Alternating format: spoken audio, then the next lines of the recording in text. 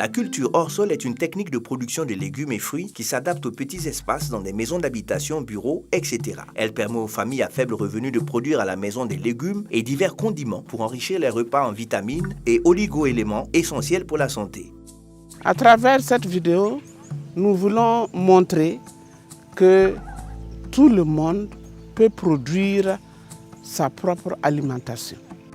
En culture hors sol, à part le récipient, il faut constituer ce qu'on appelle un substrat. Le substrat, il peut être de plusieurs natures. Ça peut être de l'eau, pourquoi pas, pour certaines plantes aquatiques. Ça peut être des balles de riz ou du son, des coques d'arachide. Tout ça mélangé à une certaine proportion acceptable peut constituer le substrat. On peut même déchirer des cartons qu'on met dans le récipient et être capable de faire pousser quelque chose. Utiliser les herbes sèches pour constituer le substrat. Et nous avons commencé ici en fabriquant le substrat avec la balle de riz et les coques d'arachide. Mais nous avons eu des difficultés par moment pour nous approvisionner. Alors, nous travaillons maintenant avec les menuisiers en ramassant les sciures de bois et en constituant notre substrat. Le matériel, c'est des tables, pas forcément des tables d'un certain standing. Ces tables-là, le plus souvent, sont fabriquées à partir du matériel de récupération. Bon, on peut utiliser aussi les bidons d'huile qu'on peut diviser en deux. On peut utiliser des paniers, des canaries, des seaux, des pneus.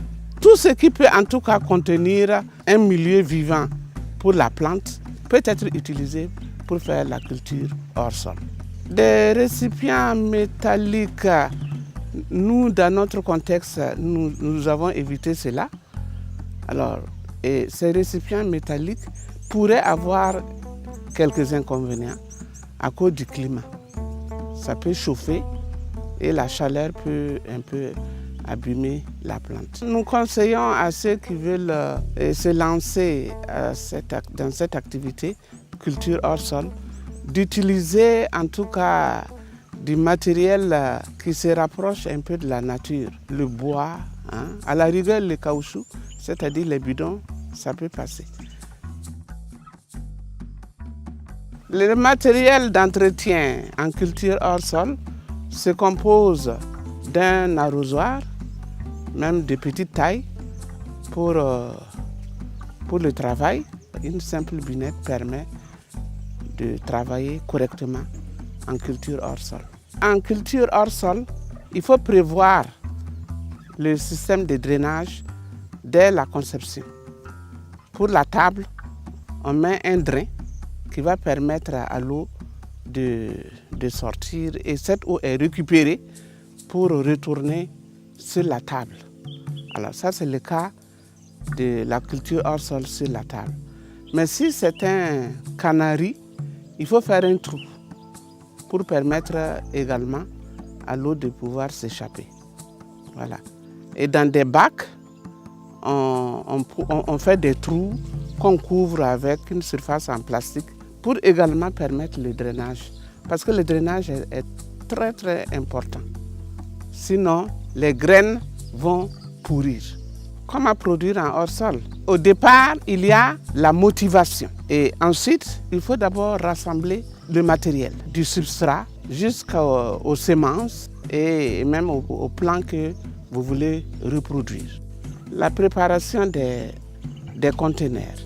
Après avoir choisi son support, je prends le cas de la table qui est plus simple. Alors, on doit remplir cette table de substrat. Et ce substrat, c'est les coques d'arachide, les balles de riz ou les sciures de bois. Il faut seulement savoir où aller le prendre. Une fois qu'on l'a pris, si c'est les balles de riz et les coques d'arachide, on peut les nettoyer un peu pour réduire la charge des microbes.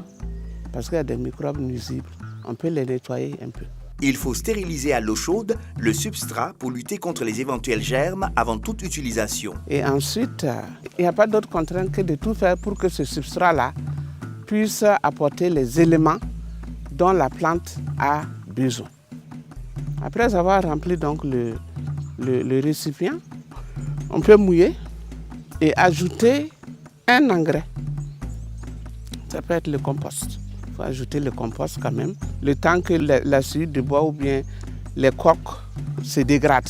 Si on veut, on peut utiliser un compost liquide. Tout ça, c'est pour enrichir le substrat. Mais faites attention pour que votre substrat ne soit pas trop compact et trop lourd parce qu'il y a l'aération. Il faut même, il faut ajouter des grains des petits cailloux, de gravier comme ça, pour permettre l'aération. Il y a l'arrosage. Il faut arroser, mais avec très peu d'eau, parce que le substrat est fait de telle manière qu'on n'a pas besoin de beaucoup d'eau pour arroser. Dans une famille, par exemple, on peut récupérer l'eau de rinçage des assiettes pour arroser son micro-jardin.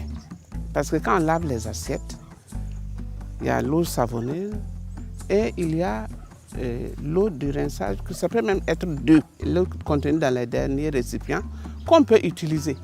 Parce que le petit savon qui va se trouver dans l'eau de rinçage est utile pour la plante.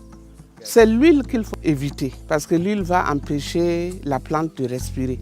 Mais on peut mettre des plantes telles que le moringa dans les eaux qui sont trop sales pour les purifier un peu, pour pouvoir les utiliser. On n'a pas besoin de beaucoup d'eau.